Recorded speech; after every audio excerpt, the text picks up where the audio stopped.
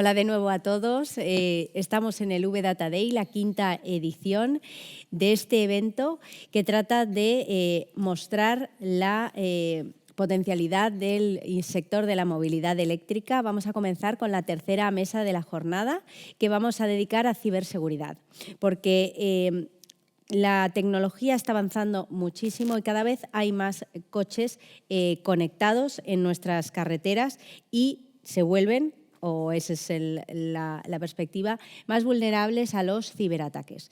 Entonces, en esta mesa nos acompañan Álvaro Sauras, vicepresidente de AV y director de Autofácil, Marco Pizzirilo, director regional de flotas de AXA, Sergi Novella, Automotive Cybersecurity de A+ Laboratories, y Javier del Val, Electrificación y Nuevas Tecnologías de Hyundai.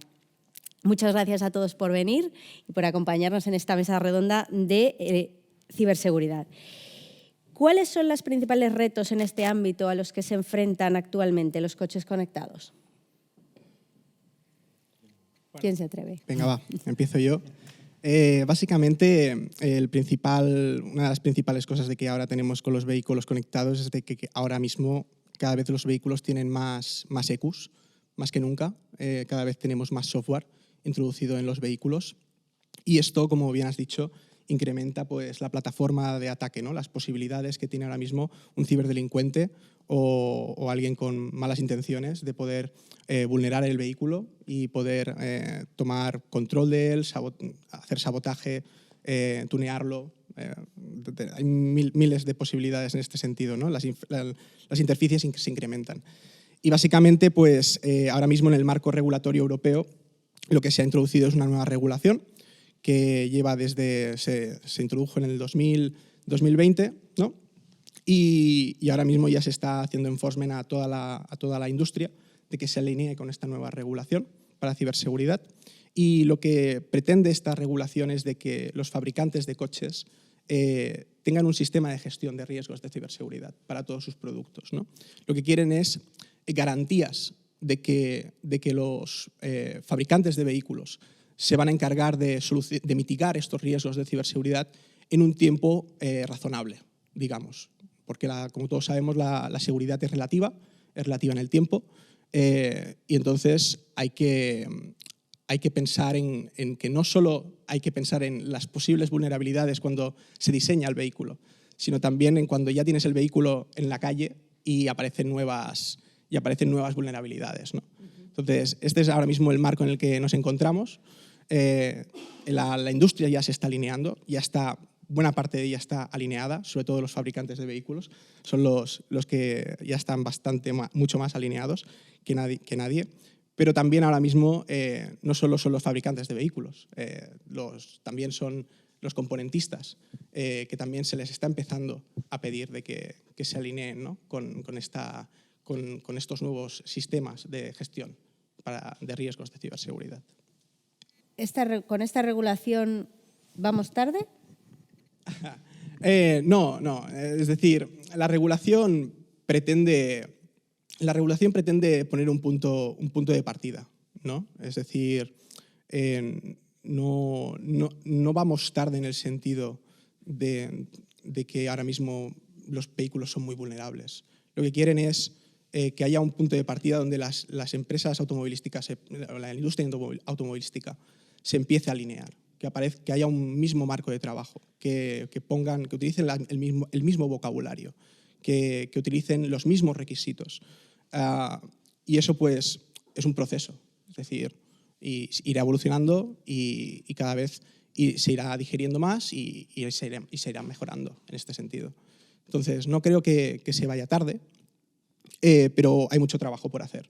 Y a lo mejor hay que refinar este proceso, es decir, la regulación ahora mismo es una regulación inicial, ha pasado ya por una revisión, pero sigue siendo a lo mejor, desde el punto de vista a lo mejor de los fabricantes o desde el punto de vista de los componentistas, ellos pueden pensar que es exigente, ¿no? esta regulación, pero no deja de ser nada que en otras industrias como la industria del software no tenga ya muy bien integrado. Entonces se pueden apoyar en estas otras industrias que ya tienen toda la parte de ciberseguridad muy madura, ¿no? Para poder sacar provecho y evolucionar.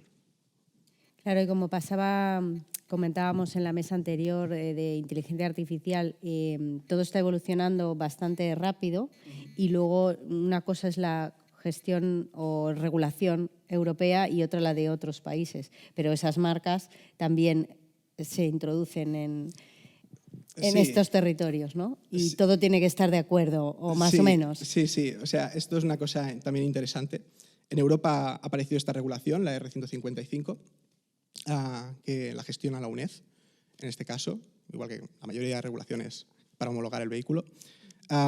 Y, por ejemplo, en el mercado chino, ellos están montando su propia regulación, que he tenido la oportunidad de poder leer el draft de esta regulación y es básicamente una copia de la R155 en este sentido. O sea, se están alineando a lo que pide el mercado europeo también, ¿no?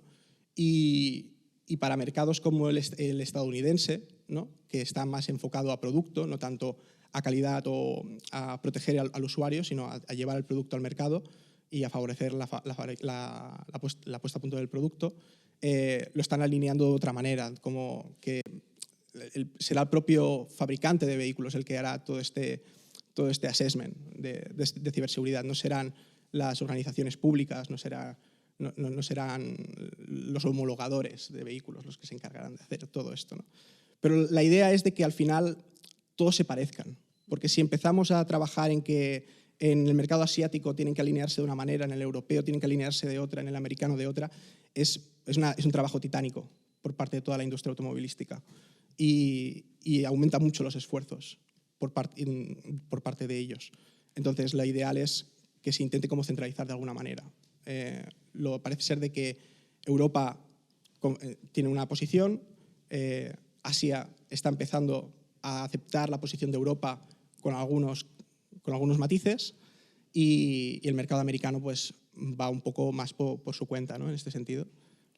Bueno, también estamos en un mercado global. Al final, todas las marcas quieren vender en todos los territorios. Entonces, de alguna manera, tiene que haber un punto en común a partir del cual trabajar.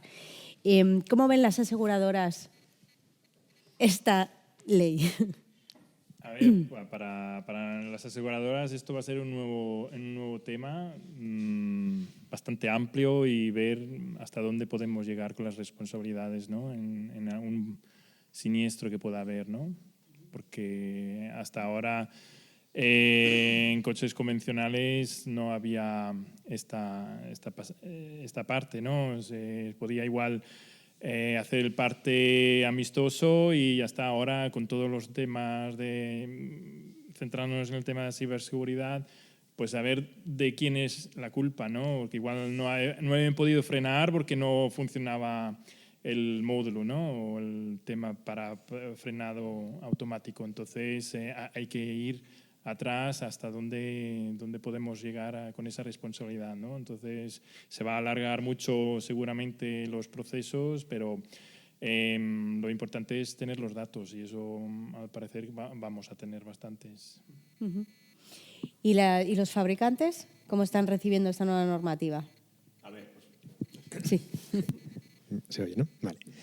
A ver, al final la nueva normativa hay que aceptarla, igual que se acepta pues, cualquier sistema, por ejemplo, anticontaminación, de compatibilidad electromagnética. Al final, obviamente, tenemos que aceptarlo. Y, de hecho, para nosotros es bienvenida, porque yo creo que en este sentido la tecnología está por delante de lo que es la ley. Es decir, ahora mismo podríamos tener, por un ejemplo, coches de conducción autónoma de nivel 5, que es lo máximo, es decir, ya sin volante, pero obviamente no están rodando por las carreteras. ¿Por qué? Pues porque hay que regularlo, hay que conocer bien de quién es la culpa, ¿no?, de lo que se hablaba. Si es del usuario, si es del propietario, si es del software. Todavía hay que definir muchas cosas. ¿Qué responsabilidad tiene la infraestructura? Porque, claro, si ahora depende que el vehículo está conduciendo y comportándose porque está leyendo una serie de señales, pero esas señales a lo mejor no están unificadas o no están bien mantenidas, a lo mejor la responsabilidad ya no es ni del coche ni del usuario, es de la infraestructura, a lo mejor de las administraciones públicas. Es decir, hay mucho debate. Entonces, en ese sentido, como fabricantes, todo lo que sea homogeneizar y que podamos todos trabajar en la misma línea es bienvenida y no tenemos, hay ninguna duda y de hecho la aceptamos positivamente. ¿Cuáles podrían ser las consecuencias potenciales de un ciberataque a un vehículo conectado? Aparte de un accidente, claro, pero... Bueno, ahí podrían ser el robo de datos, que creo que allí los usuarios de estos vehículos eléctricos pues tendrán que empezar también a concienciarse de que tienen que actualizar todo el software del coche para estar a la última, para que no pueda haber un ataque en ese sentido. Lo mismo que como tener el móvil, ¿no? De ir actualizándose cada X tiempo cuando el proveedor o la casa matriz quiere actualizar algún componente del coche. Creo que es bastante importante de que los usuarios finales que van a conducir esos vehículos sepan realmente qué es lo que tienen allí y qué es lo que puede pasar. Claro, yo me preocupaba la implementación de la normativa, ¿no? Tendrá, por supuesto, unos costes asociados, tanto en el punto de la fabricación como en los seguros y, por supuesto, para el usuario, ¿no? Entonces, ¿cuánto creéis que se acabará repercutiendo en el consumidor o lo asumirán otros agentes del proceso productivo?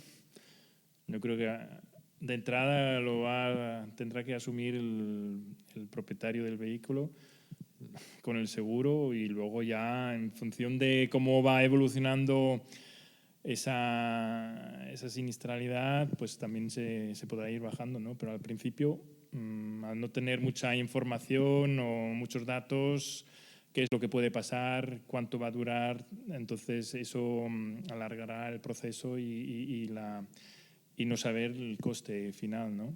Entonces eso de entrada habrá que ver cómo ponerlo dentro de lo que es el seguro o la cobertura. Claro, en ese sentido, y dado que en cierto modo yo estoy aquí en representación de los usuarios, me pone muy nervioso cada vez que se utiliza la palabra usuario en todos vuestros discursos, porque tenemos que tener perfectamente claro que el usuario no es un agente que tenga que estar implicado en todo este asunto, ¿vale? El usuario es el señor que paga y es el señor al que se le presta el servicio y no puede ser responsable de ninguno de los errores que se hayan producido por el proceso de homologación, por el proceso de diseño del software, por el proceso de aseguramiento. El usuario ya tiene que firmar pólizas en las cuales dice que está exento de cobertura si, por ejemplo, le cae un meteorito, y eso es razonablemente lógico, o si, por ejemplo, hay un terremoto, o pues, si, por ejemplo, llega el fin del mundo. Pero lo que no podemos hacer es empezar a integrar en las pólizas de seguro cláusulas que afecten, por ejemplo, a riesgos relacionados con la ciberseguridad. Se le puede pedir al usuario que el vehículo esté correctamente asegurado, pero lo que no se puede empezar a hacer es empezar a explicarle al usuario que esto es muy complicado y que, como es muy complicado, pues se va a ver afectado por ciertos riesgos que antes no existían y que tiene que comprender, porque el usuario, que es el que paga, opina que como su dinero está en perfectas condiciones, sus billetes de 200 euros tienen todas las esquinas perfectamente y no le tienen agujeros, espera recibir un servicio que no tenga agujeros tampoco. Por otro lado, hay que admitir que la R155, corrígeme, es una normativa muy de mínimos. Es una normativa que espera que no pasen cosas como aquel día que empezaron a parar jeeps por control remoto en Estados Unidos porque alguien había dejado una contraseña de un servidor de una gateway por defecto. O sea, es un reglamento que espera que no pasen cosas realmente de nivel muy, muy bajo. Y por otro lado, es una normativa que no permite establecer ningún tipo de sanción salvo la retirada de la homologación tipo. Con lo cual no podemos establecer cuál es la repercusión en dinero de, por ejemplo, vaya, tuve un problema con una gateway del sistema CAN, que me permite pasar de CAN Low a CAN High, y he empezado a poder arrancar coches simplemente desmontando un faro y llevármelos. Eso es un importante problema, porque tú has insinuado que en Estados Unidos las cosas funcionan distinto, y es cierto que funcionan diferente. El fabricante se autocertifica y después asume las consecuencias. Aquí en Europa las cosas funcionan de otra manera. El fabricante consigue pasar la homologación y una vez que ha conseguido pasar la homologación prácticamente se convierte en su capa de invulnerabilidad, a partir de la cual puede decir, no sé, colega, yo lo homologué. Y eso ya nos ha pasado con el Dieselgate. No sé, colega, yo lo homologué. Si la normativa de homologación estaba mal hecha, entonces habla con el que diseñó la normativa de homologación, porque yo hice todo lo que debía. Entonces estamos admitiendo que existe una normativa de homologación contra ciberseguridad que es relativamente básica, que está diseñada para evitar errores de principiante, en cierto modo, pero que no se requiere un assessment de los riesgos extremadamente profundo. Y aquí sí que puedo dar un poco más de luz en este sentido. Es decir, sí que es verdad que la regulación es laxa en el sentido de que... A ver, no digo que sea laxa, la regulación es la que es la palabra, y laxitud no tiene. pero puede la palabra, que no tenga la debida profundidad. La tiene porque hay una ISO, que es la 21434, que es la que se encarga de definir este sistema de gestión de la ciberseguridad. Entonces, básicamente ese estándar define los requisitos para que ahora mismo el sistema de gestión de riesgos sea completo. ¿De acuerdo? Cuando digo laxa, sobre todo es porque ahora mismo son las organizaciones las que tienen que definir esos procedimientos. Es decir, la regulación dice, lo que le dice la regulación es, la organización tiene que definir procedimientos para gestionar todos los riesgos de ciberseguridad. ¿Cómo los defina? El nivel de profundidad al que llega por ahora, lo delimita la organización. Nosotros, como laboratorios, lo que hacemos es evaluar que esos procedimientos se cumplan. Es decir, que los requisitos que te dice la regulación estén cubiertos por esos procedimientos de la organización y que luego la organización cumpla con lo que está exponiendo, con lo que define. Esa es la base. Luego está la parte de hasta dónde llegamos, la profundidad. Y esa es la parte que toca la parte de la ISO, ¿no? Y sobre todo es en la parte de cuando haces la verificación de pentesting. Y esto es algo que nosotros lo hemos visto dentro del laboratorio. En el laboratorio, hace 5 años, nos llegaban EQUs, y nos pedían que hiciéramos un pentesting de esa EQ a nivel black box. Es decir, te doy la EQ, te explico cómo se conecta, cómo se alimenta esta placa y poca cosa más. Y a ver qué encuentras.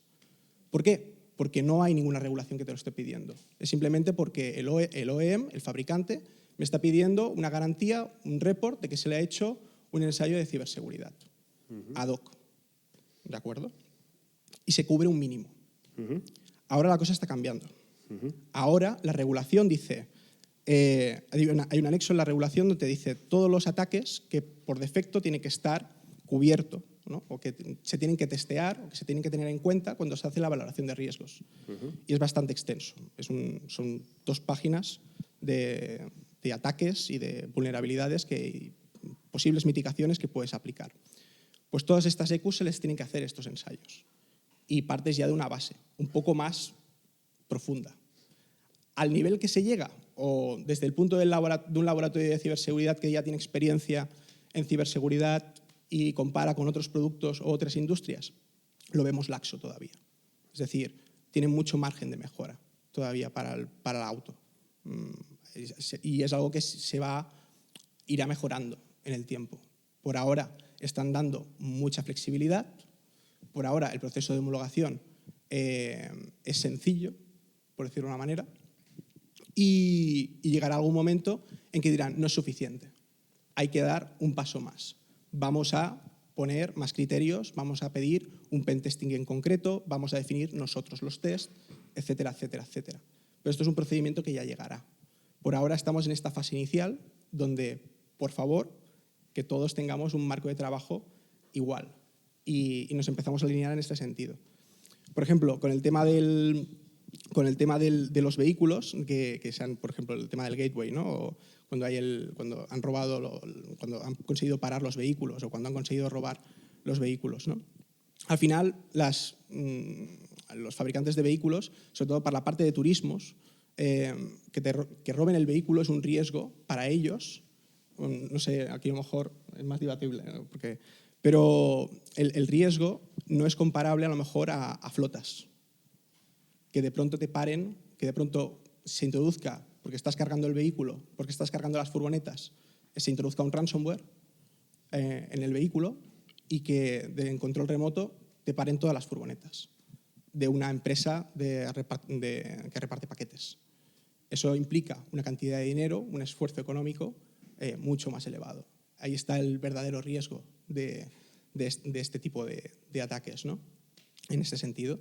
Que se pare un vehículo o que te paren un vehículo, a lo mejor ellos lo consideran como un riesgo menor, o el camino para llegar a pararte ese vehículo lo consideran menor.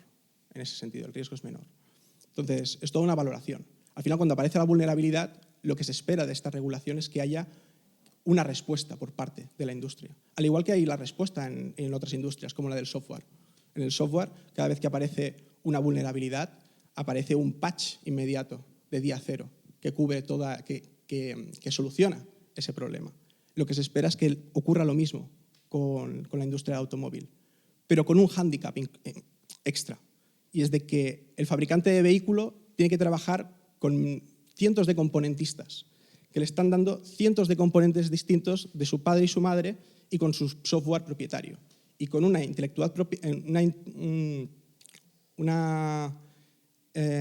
propiedad intelectual distinta. Por lo tanto, tienen que trabajar con un marco mucho más complejo que en el del software. Y aquí es donde la regulación y el estándar para este sistema de gestión está intentando poner hincapié para que haya un mismo marco de trabajo y que permita colaboración a todos los niveles para toda la industria, para que luego esos tiempos razonables de actualización se puedan realizar y no ocurran cosas como que se para el vehículo y hasta dentro de 6 meses pues no te lo puedo solucionar, ¿no? Eso es inaceptable por parte del usuario, ¿no? Lo que quieren es de que eso ocurra pues, en cuestión de días. Aquí quería yo aprovechar para usurparte un poquito el papel, pero ya que tenemos aquí a Sergio, el papel de moderador, quiero decir, preguntarte sobre 2 cosas. La primera es que, como nos has explicado, por ejemplo, en Iriada, la Plus, recibís las centralitas, pero no tenéis absolutamente ningún tipo de acceso al código fuente. De hecho, recibís la centralita como si fuera un espécimen en el que dices, bueno, puede que aquí haya vulnerabilidades. Te cuento si las sabremos nosotros, que lo hemos codificado, pero intenta encontrarlas tú. Aquí hay 2 partes. Es decir, una cosa es Iriada. Aquí hago la distinción porque yo vengo por parte de A+ Laboratories, que es la división de ensayos, y yo estoy en lo que es el departamento de IT, ¿de acuerdo? Que es ciberseguridad. Y luego está Iriada, en la división de Iriada, que hace todo el proceso de homologación del vehículo. Ellos son los que acaban haciendo la homologación del vehículo para la R155 y todas las demás regulaciones. Nosotros nos encargamos más de la parte de ensayo, pentesting, y hacemos pues, asesoramiento para que la industria se alinee con estos nuevos estándares. ¿De acuerdo? Y luego, volviendo a lo que comentabas. Al principio sí, es decir, antes, cuando no había este marco de trabajo, había bastante ofuscación por parte de la industria en cuanto a darnos información, pero ahora con el nuevo marco de trabajo, con este sistema de gestión de la ciberseguridad, una de las cosas que les piden es de que hagan test internos funcionales, es decir, que la ECU haga lo que tiene que hacer, ¿no? Les piden que hagan test de ciberseguridad internos, es decir, que tengan un equipo interno de pentest o que deleguen esa actividad a un tercero, como A+ Laboratories. Y luego, por último, que se haga un assessment, si es posible, esto ya lo ponen como algo opcional o recomendado, que haya un assessment de terceros. Entonces, por una parte cubres la parte funcional de tu producto, cubres internamente una parte de los tests de lo que tú has podido identificar como posibles vulnerabilidades y posibles caminos de ataque realizables, ¿no? Y luego está ese assessment de terceros, para intentar encontrar lo que tú no has encontrado. O para que te verifiquen que lo que han encontrado es lo mismo que tú has encontrado. ¿De acuerdo? O que lo que tú has probado es suficiente. Es decir, que si tú me dices de que has probado de hacer un ataque a través del CAN para llegar a explotar algo en concreto de esa ECU, coja este tercero y te diga, pues no lo voy a hacer a través del CAN, lo voy a hacer a través del Bluetooth que tienes conectado, a través de la red, no sé cuánto. y a lo mejor llego al mismo, ¿sabes? Es intentar encontrar otros caminos, pero es un assessment de terceros. Eso es lo que están ahora mismo trabajando, lo que pretende este sistema. Ahí viene la segunda pregunta, usurpando el papel de, perdóname, No. de moderadora de Clio. Como pone EV Data Day, lo de EV es vehículo eléctrico y una superficie de ataque evidente de un vehículo eléctrico es el cargador. Sí. Que para eso tiene un hilo de comunicación y que en continua tiene que pasar un montón de procesos hasta que por fin se abren los contactores y la batería se desnuda y dice, soy tuya, tómame. ¿Qué posibilidades hay a través de ese punto de carga? Bueno, básicamente todo el punto de carga está controlado por la comunicación ahora mismo vehicle to grid, si no me equivoco, y algunos protocolos propietarios en este sentido. Pero básicamente hay comunicación de datos, ¿de acuerdo?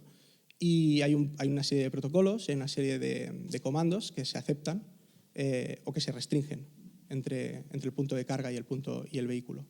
Entonces, uno de los posibles peligros que puede haber es de que, al igual de que ibas a un cajero, ponías la tarjeta y te copiaban la tarjeta porque no estabas introduciendo la tarjeta de verdad en el terminal, sino que era un módulo pegado a eso, ¿no? Y te copiaban los datos, pues pueden aparecer este tipo de ataques en los cargadores. Es decir, que el cargador sea fake o que haya un módulo entre el cargador y el vehículo que no sea del instalador o del propietario o de la empresa que ha montado el cargador, ¿no? E intenten hacer ataques de lo que se dice man in the middle y coger esa información para luego uso malicioso en ese sentido. O lo que he dicho, cargar ransomware o cargar malware dentro del vehículo. Esos son los principales potenciales riesgos que tiene para el vehículo eléctrico. Y, por supuesto, otro de los potenciales peligros es la sobrecarga. El sabotaje, sobrecarga de vehículo. Es decir, todos sabemos de que las baterías, hasta ahora, la tecnología que es lo que se utiliza es batería de litio y es algo que yo no conocía, no era consciente, pero cuando sobrecargas una batería se quema. Entonces, toda esta gestión de cómo se introduce la potencia lo hace una ECU junto con el cargador. Hay un protocolo de comunicación y van sabiendo constantemente en qué estado se encuentra la batería, cuál es el nivel de carga que tiene que aceptar, cuál es el nivel de intensidad de voltaje que se puede aceptar. Se puede llegar a mandar mensajes falsos, a interponerte, a cancelar la comunicación entre los dos y decir, no, sí, tira, todavía estoy al 20%, sigue con el voltaje que tienes, porque yo puedo. Hay medidas, hay contramedidas, las placas tienen varias etapas para controlar todo eso, pero hay ese riesgo, por supuesto, hay ese riesgo. No, digo, es que igual... Perdón. No, para nada. No, pero todas estas cuestiones, al final, tienen también consideraciones éticas, ¿no? A la hora de gestionar pues todos estos datos, o sea, lo hablábamos en la segunda mesa con el tema de los datos, al final, tanto en la carga como en la conducción, todo esto que se está percibiendo para poder hacer frente tanto a los ataques como tiene una consideración ética. ¿Cómo se va a poder gestionar los datos de los conductores de los coches conectados? Todavía no hay muchos, pero los habrá. ¿Cómo se van a gestionar?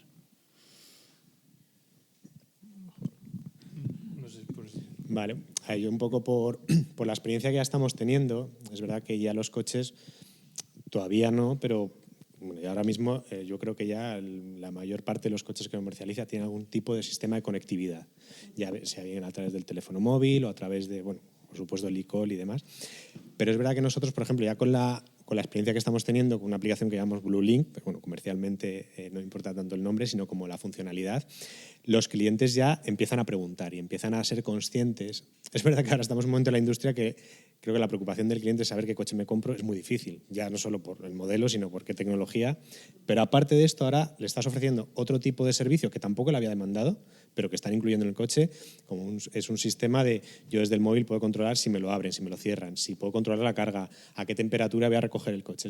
Entonces, es verdad que estamos percibiendo ahora una nueva preocupación de los clientes porque al final te está registrando datos y el cliente dice, oye, que es que hoy me he puesto a 110 en la M30, ¿quién me va a controlar ese dato?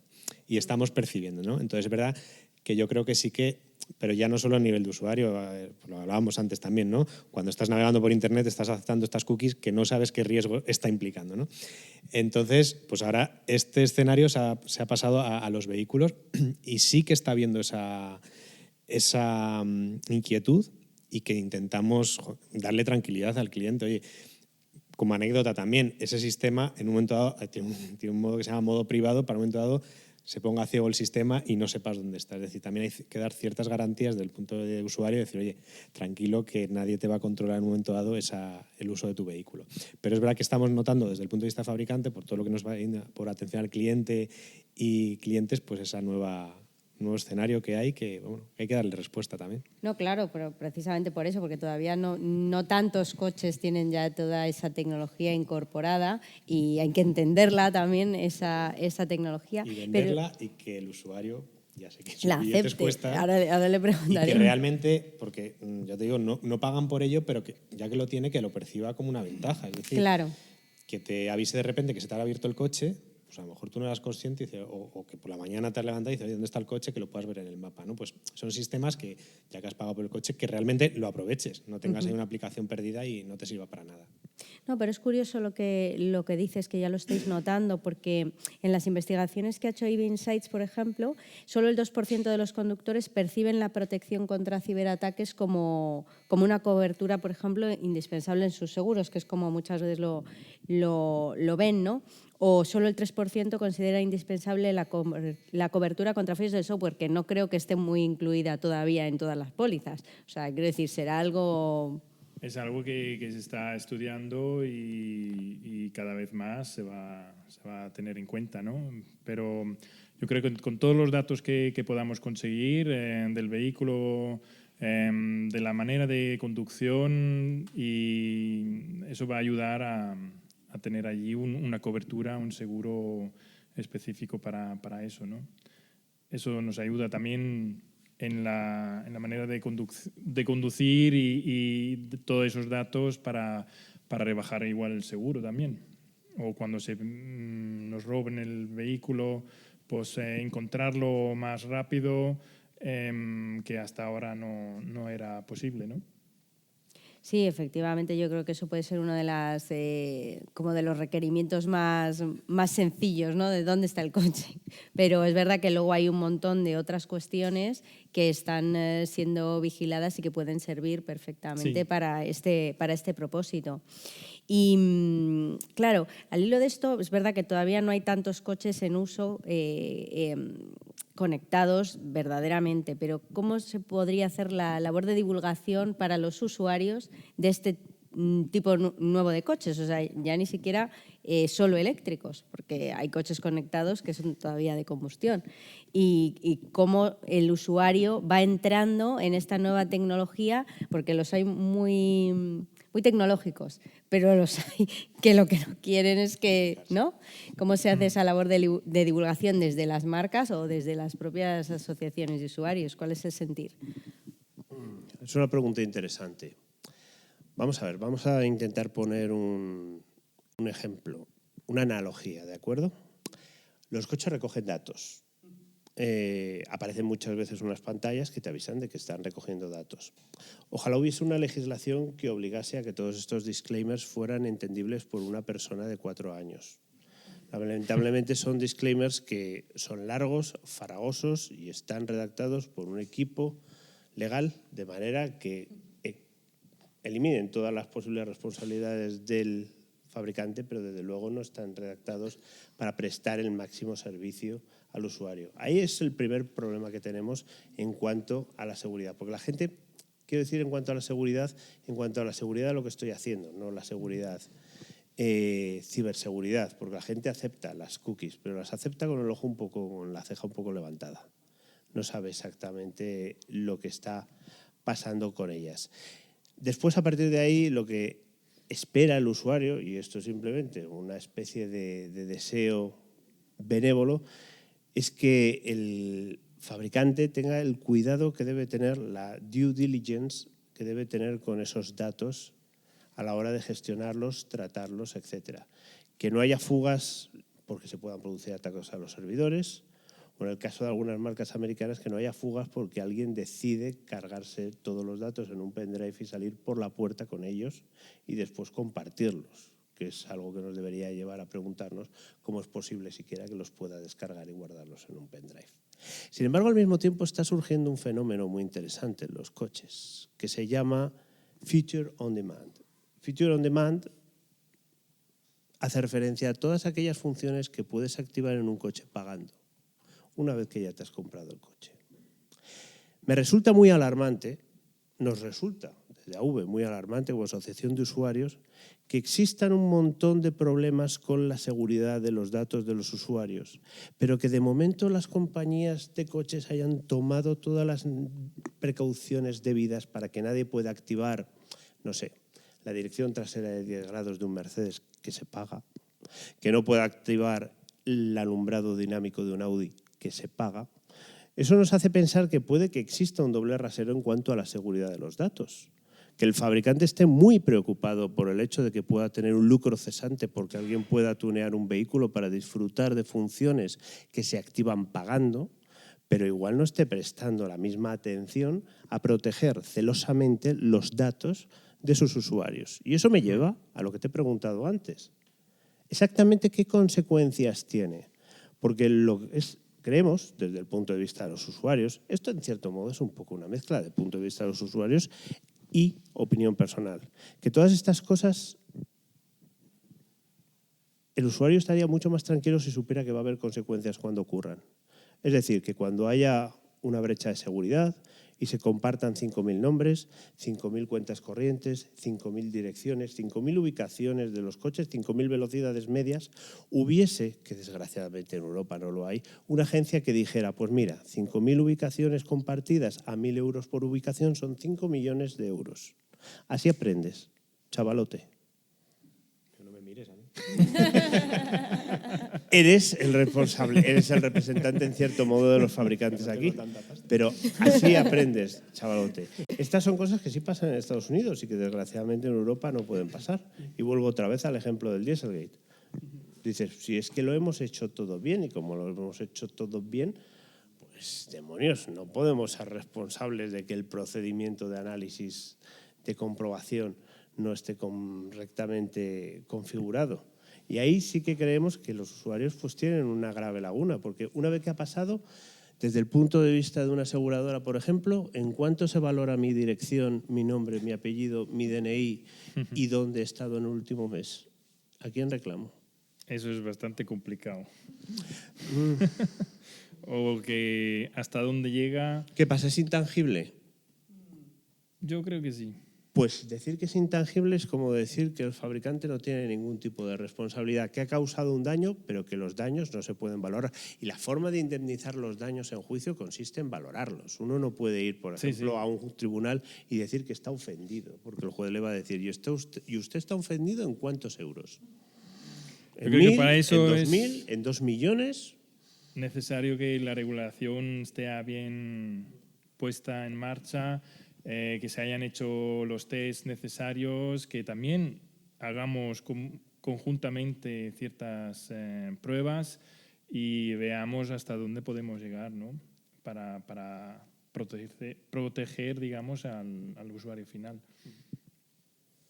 Sí, aquí hay que hacer un matiz, ¿no? En el tema de ciberseguridad y sobre información.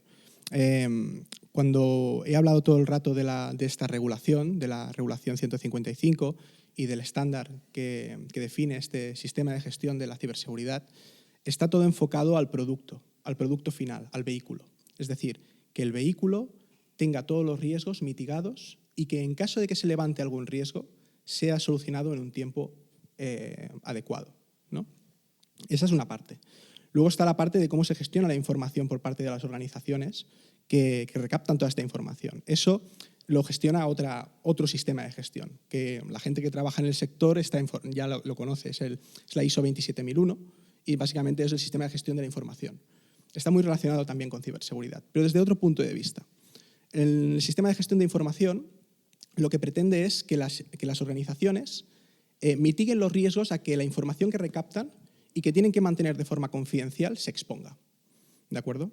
Ese es el principal objetivo.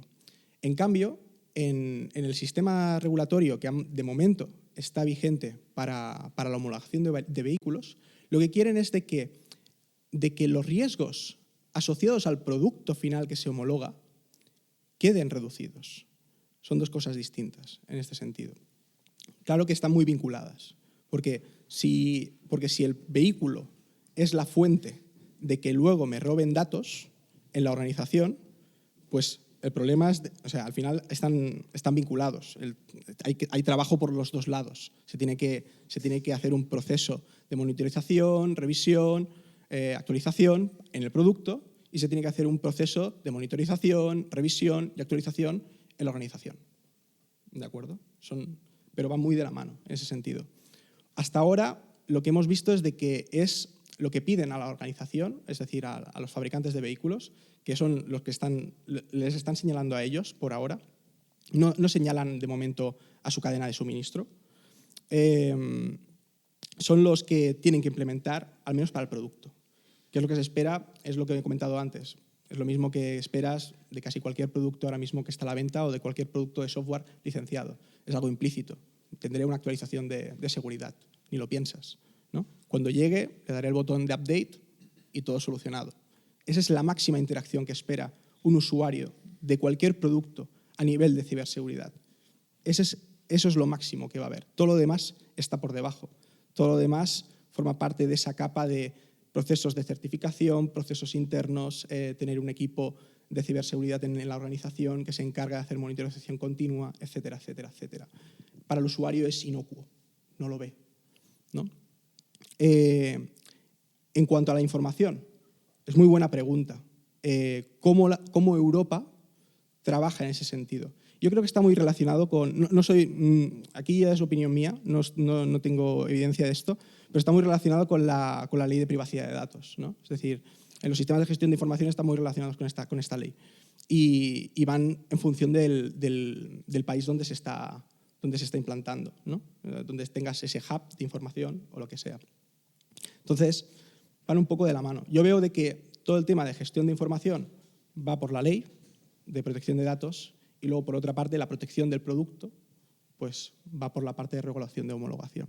Que en el caso de homologación es de que si no está homologado o hay algún pollo, pues te quitan la homologación, notifican a todos los demás Estados miembros de que ese vehículo ya no está homologado en un país en concreto y que lo tengan en cuenta, y que encima hay una sanción de X 1.000 euros por vehículo en circulación, algo así, que es algo estándar, es decir, ocurre para la regulación 155 y creo que ocurre para todas las demás en lo que es la UNED. Es decir, es algo que ya están totalmente son conscientes todos los fabricantes de vehículos de esto.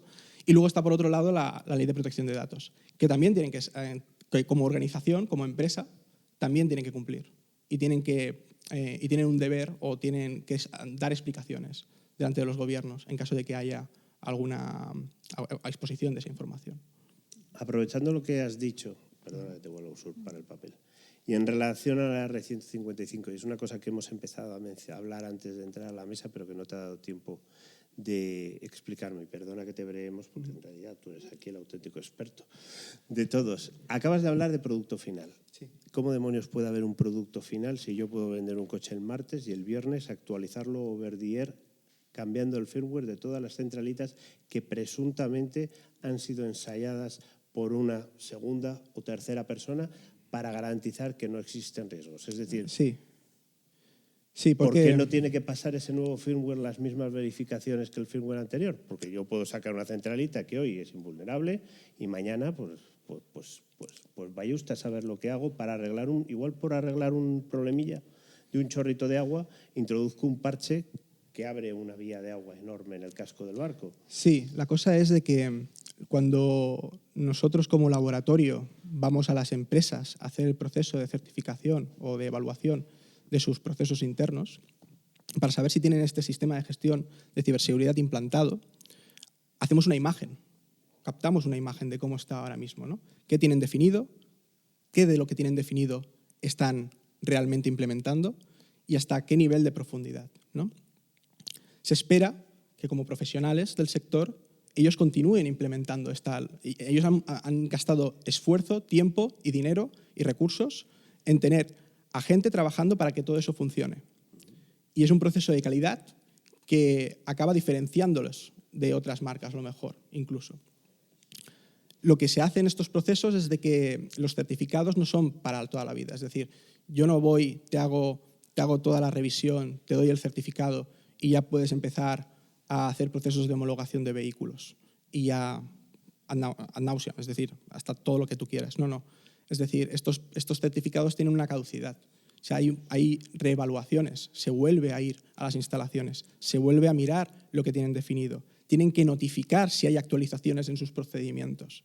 Todo esto está regulado y está en los requisitos del estándar.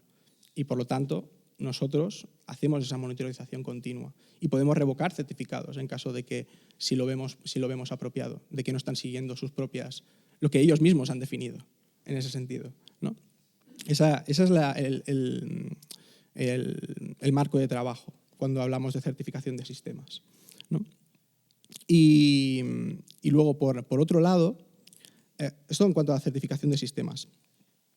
Y luego, por otro lado, en cuanto a producto final, ¿por qué digo producto final? Porque al final la seguridad es para durante todo el periodo en que se trabaja en un proyecto. Es decir, desde que se inicia el proceso de diseño del vehículo hasta que se produce el vehículo, se homologa el vehículo, se continúa produciendo ya el vehículo homologado y se decomisiona, es decir, se achatarra, durante todo este proceso se tiene que monitorizar la ciberseguridad del producto, o se espera que se haga, ¿de acuerdo?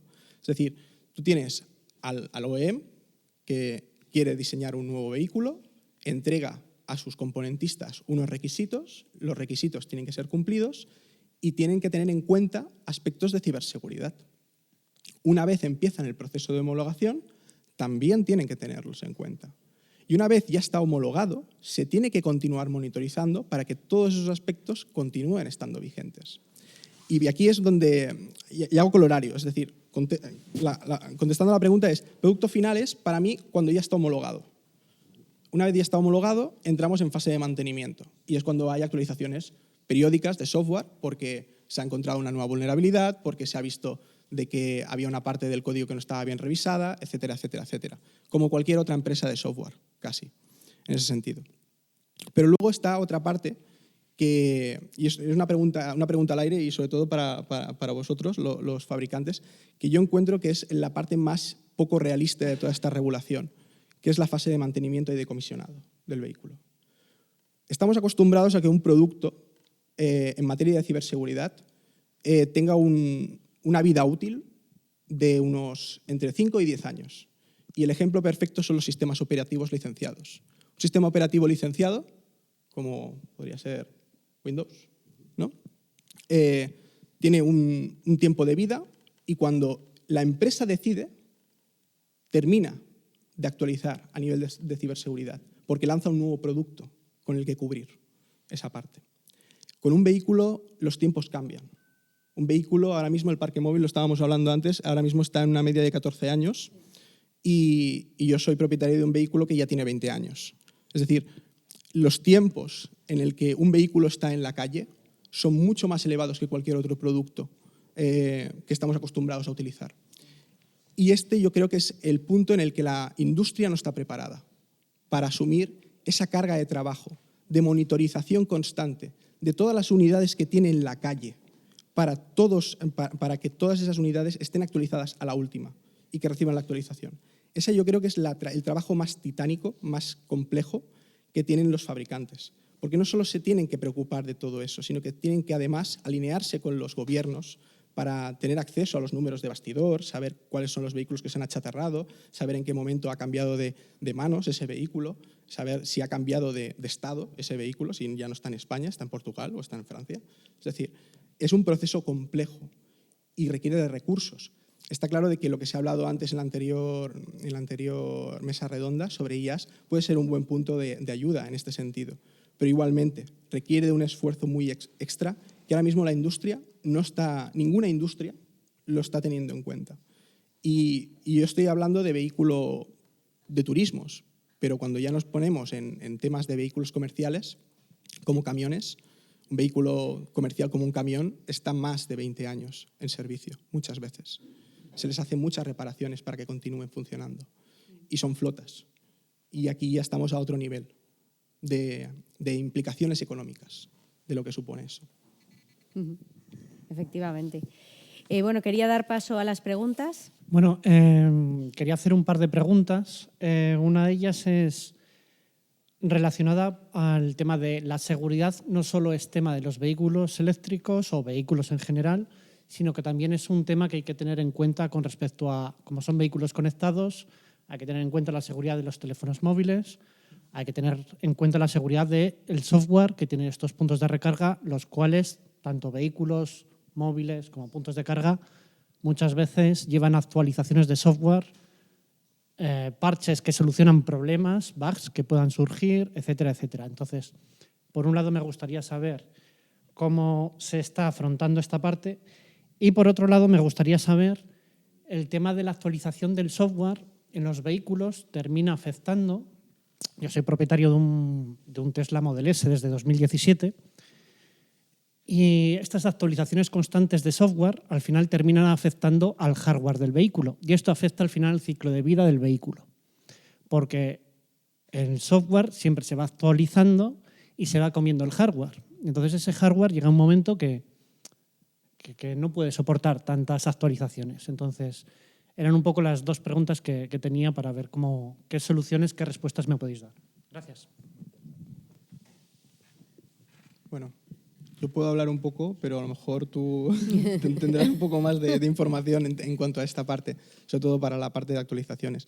Yo creo de que son dos cosas distintas, ¿no? Es decir, una parte es lo que es el vehículo y la ciberseguridad enfocada al vehículo, y por otro lado es las aplicaciones, que tienen otros certificados, tienen otros procesos, tienen otros procesos para todas las actualizaciones. Sí que es verdad de que hay en algunos casos momentos en el que coinciden, ¿no? Es decir, tienes que tener alineado lo que estás haciendo en el móvil para lo que tienes que actualizar en el vehículo. Como por ejemplo las tecnologías nuevas que están apareciendo de que tengas la llave del vehículo integrada en la aplicación del móvil y con tecnología NFC como de pago, igual de que estás pagando ahora mismo con el móvil, pues que te acerques a la puerta de tu vehículo y se te abra la puerta, ¿no? Es decir, hay algunos casos en el que tiene que haber una simbiosis entre ellos y tienen que estar conectados en este sentido. Pero aparte de ello, incluso en estos casos van por separado. Una parte es la homologación del vehículo y del vehículo como producto, que va por un lado, y se harán todas las actualizaciones en función de este sistema de gestión de ciberseguridad. Y luego están todos los procesos de certificación y asegurar la seguridad de estas aplicaciones cuando interaccionan con el vehículo. ¿De acuerdo? Y para el tema de obsolescencia con el tema del software y tal, a lo mejor aquí el compañero puede. A ver, obviamente entiendo que cada marca tendrá su política y su estrategia. Yo lo que te puedo hablar, nuestra marca siempre lo que se permite es que la actualización que se haga no supere a lo que físicamente puede hacer el coche. Yo no le podemos demandar que haga X con un determinado equipamiento, con una determinada potencia, con una determinada batería, cuando sabemos que no se va a poder realizar. Con lo cual, en ese sentido, no creo que nunca el software supere el hardware, ¿vale? Eso al menos desde el punto de vista de nuestra marca. En otras marcas no sé cómo trabajan. También date cuenta que los coches al final son productos muy vivos. O sea, hemos lanzado un coche ahora y ya están pensando en el facelift del siguiente. Entonces, al final tampoco nos interesa que estén... O sea, que al final siempre haya una nueva novedad para que siempre los coches sean una nueva novedad para que se puedan comprar y sigan habiendo más venta. Entonces, al final, ya te digo, el usuario que tenga su coche que esté tranquilo, al menos en nuestra marca, ya de las otras no voy a dar respuesta, de que lo que se le va a proponer, además ahora las actualizaciones son muy cómodas, como sabéis, son todos sobre over the air, sobre el aire, pulsando un botón simplemente con el móvil, no hay que ni llevarlo ni al taller. Entonces, ¿qué es lo que queremos asegurar con eso? Que realmente el usuario tenga todas las ventajas del coche que ha tenido, pero sin sobrepasar nunca lo físicamente posible, ¿vale? Hola, buenas tardes, también de AV. Soy el delegado aquí de Madrid. Sobre todo la pregunta es para ti, para el de Hyundai. Ya hemos visto como usuarios que hay marcas que sí actualizan habitualmente los coches bastante a menudo y, sin embargo, otras marcas que pertenecen a tu grupo es como una actualización anual, como mucho, y que muchas veces, como es mi caso, tengo que llevar el coche al taller. Ahora va a haber una política de actualizaciones más constantes, que si hay un fallo, como ha pasado, por ejemplo, en el Kia V6, que hubo un fallo en una actualización, no se espere 3, 4, 5 meses, o que, como es una actualización tan grande, tiene que llevarlo al taller por narices. Gracias. A ver, en ese sentido también es verdad que ha habido otras marcas que estas actualizaciones de aire inalámbricas, mejor llamadas así, las han hecho antes. Es verdad que nosotros hemos ido más tarde. ¿Por qué? Porque hasta que no hemos estado seguros, ya no solo a nivel de distribuidor español, sino a nivel europeo y a nivel mundial, hasta que no hemos estado seguros que hablando de la seguridad, que esas actualizaciones funcionaban correctamente, no se han lanzado. Entonces, ¿qué es lo que se hace? Pues al final, una actualización, llevar siempre el coche al taller es un quebradero de cabeza para cualquiera, porque al final tengo que organizar, tengo que llevar el coche. Entonces, ¿qué es lo que se pretende? Aglutinar para una actualización, oye, si hay 3 actualizaciones posibles, hacerla de una sola vez y no estar llamando cada 15 días. Entonces, ¿qué pasa? Que ahora esto sí que se va a solventar con las actualizaciones inalámbricas, porque eso va a ser mucho más cómodo de usuario. Entonces, ya digo, es verdad que como marca podéis percibir eso de que, oye, a lo mejor tiene menos actualizaciones que otras, pero siempre se busca, siempre y cuando no afecte a la seguridad, porque eso ya es otro lado. O sea, si hay una campaña de seguridad, es obviamente, además a través de tráfico, estamos obligados a notificarlo y a que le llegue la carta por vía tradicional al usuario. Pero si no, sí que se intenta un poco pensar en la comodidad del cliente, que no tenga que estar constantemente una semana sí y otra también yendo al taller, ¿vale? Que tampoco es muy común esto de las actualizaciones. Quien no lo conozca parece que es que el coche está obsoleto y hay que actualizarlo constantemente. No es así, pero es verdad que ocurren y en ese caso hay que darle respuesta lo máximo posible. Hola, buenas tardes. Quería saber si te llega una carta de tráfico que supuestamente está respaldada por el fabricante diciendo que tu vehículo recién comprado con tanta ilusión va a tener un fallo grave, importante de seguridad o más que de seguridad, a lo mejor de comodidad, de lo que sea. Y tú acudes a tu concesionario para solucionarlo porque te dice que a lo mejor en un momento dado se te va a parar el coche, sin que le hagan el tema del mando a distancia de los GIM ni nada, simplemente que tú vas a lo mejor a cruzar un paso y se te va a parar el coche o estás haciendo una maniobra peligrosa y de pronto el coche se para. Y te dice que puede estar relacionado más con un tema de gestión de un compresor de un aire acondicionado, que parece ser que no es una cosa muy novedosa, que todos los coches de combustión llevan con compresores de aire acondicionado hace mucho tiempo. Y entonces tú te alarmas, acudes pronto, pides cita, vas y te dicen, ya te lo hemos solucionado. ¿Le habéis cambiado el compresor? ¿Le habéis cambiado la pieza esta que hace alusión en la campaña de seguridad del compresor? Y dice, no, te hemos hecho una actualización de software y solucionado. ¿Quiere decir eso que yo me voy a ir tranquilo porque ese software que tenía un bug importante lo han corregido internamente y resulta que luego ya el coche va a no pararse porque haya un problema con un compresor del aire acondicionado y que el coche lo entienda, el coche eléctrico entienda que es un fallo grave de seguridad que afecta al sistema eléctrico y entonces corta el suministro, por así decirlo, y se te para? A ver, es que esto es un poco también la respuesta que le he dado yo de otras marcas o de otros problemas. No sabría, porque realmente es verdad que campañas de tráfico, todas las marcas las tienen, porque al final, os digo, estamos obligados a que cualquier problema, vamos, yo me acuerdo incluso hace 25 años, el coche de mi padre nos llamaron porque podía saltar el airbag de repente, ¿no? Y es verdad, ese fue. Tú como usuario tienes que tener la garantía de que esas campañas no se lanzan porque sí. O sea, esa garantía ha habido detrás un departamento de I+D, un departamento de postventa que ha certificado que esa reparación es la correcta.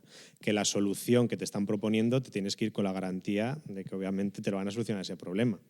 Entonces, que sea a nivel de software, a nivel de hardware, es que cada avería puede ser un mundo. Entonces, ahí no sabría asegurarte si te solventaron bien el problema en su día, pero sí que yo como fabricante, y creo, bueno, ahí estamos todos de acuerdo, que la respuesta que das en ese momento y la solución que se le ofrece al cliente es lo mejor.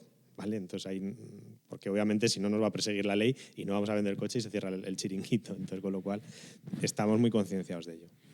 Siguiendo este hilo, ¿desde las aseguradoras hay alguna o se prevé mover alguna obligación para que los propietarios tengan que tener el coche actualizado y evitar cualquier tipo de problema? ¿Qué responsabilidad tiene el propietario? Ya depende del producto que se lance, ¿no? Con qué coberturas y con el contexto detrás. Entonces, habría que verlo. Pero lo normal es ir con el reglamento o con la ley, y si eso no cumple, pues no tendría pues igual la cobertura, ¿no? Siempre luego hay las condiciones particulares en cada póliza, ¿no? Donde igual se hace una excepción o se amplía alguna cobertura, ¿no? Pero habría que verlo. Aquí a lo mejor es interesante poner sobre la mesa la posibilidad de que las actualizaciones, estamos acostumbrados a que los sistemas se actualizan automáticamente muchas veces, y tú tienes la potestad como comprador de ese producto de decidir cambiar la configuración de cómo se hacen esas actualizaciones y hacerlo de forma manual. Es decir, que yo tenga que darle al botón para actualizar, ¿no? Eso es algo que ocurre con los sistemas operativos, por ejemplo. Para situaciones críticas, ¿no? Es una pregunta o una reflexión, ¿no? ¿Hasta qué punto debes dejar al usuario decidir en qué actualizaciones permito o no permito entrar en el vehículo, ¿no? Si consideramos que son actualizaciones de seguridad críticas, ¿no?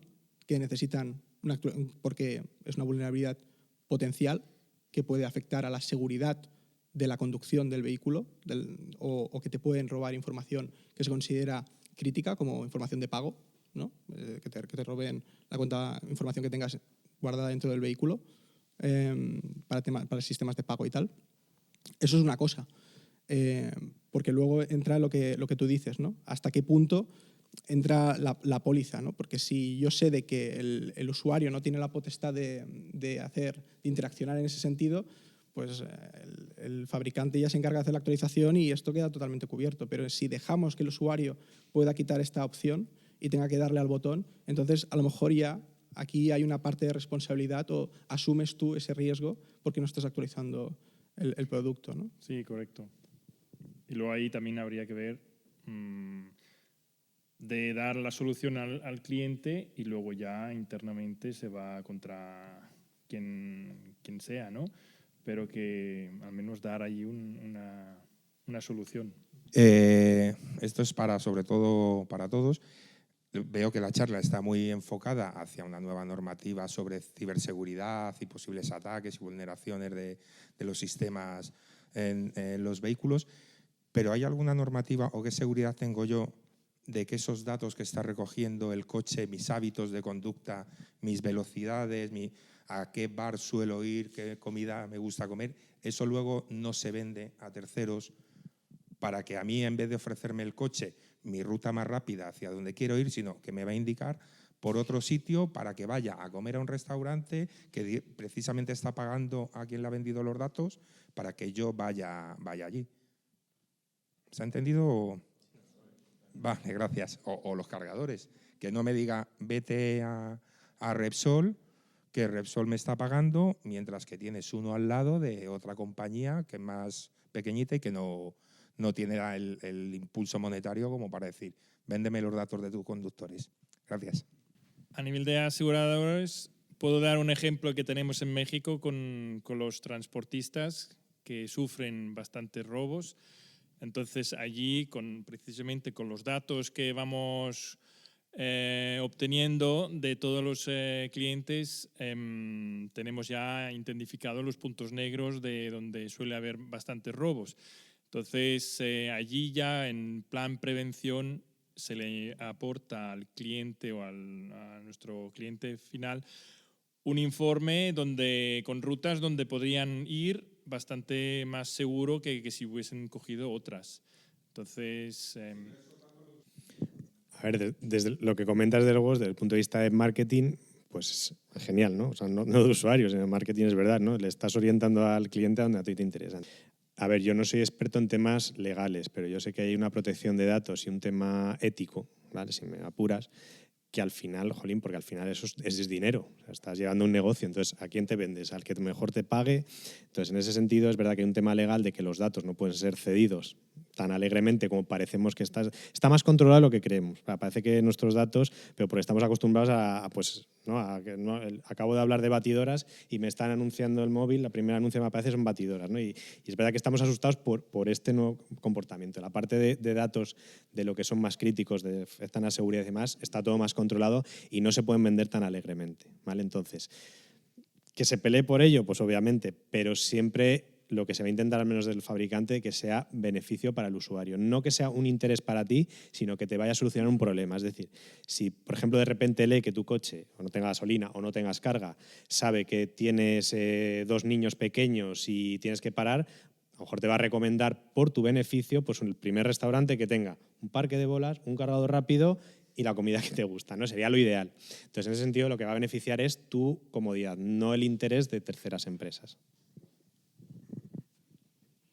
Vamos a dar por finalizada ya el VData Day de 2023, la quinta ocasión que nos reunimos para hablar sobre la movilidad eléctrica. Quería dar las gracias a todos los panelistas que nos han acompañado en las distintas mesas redondas de la jornada y, por supuesto, a Reales Seguros por haber patrocinado el evento un año más. Muchas gracias. Gracias.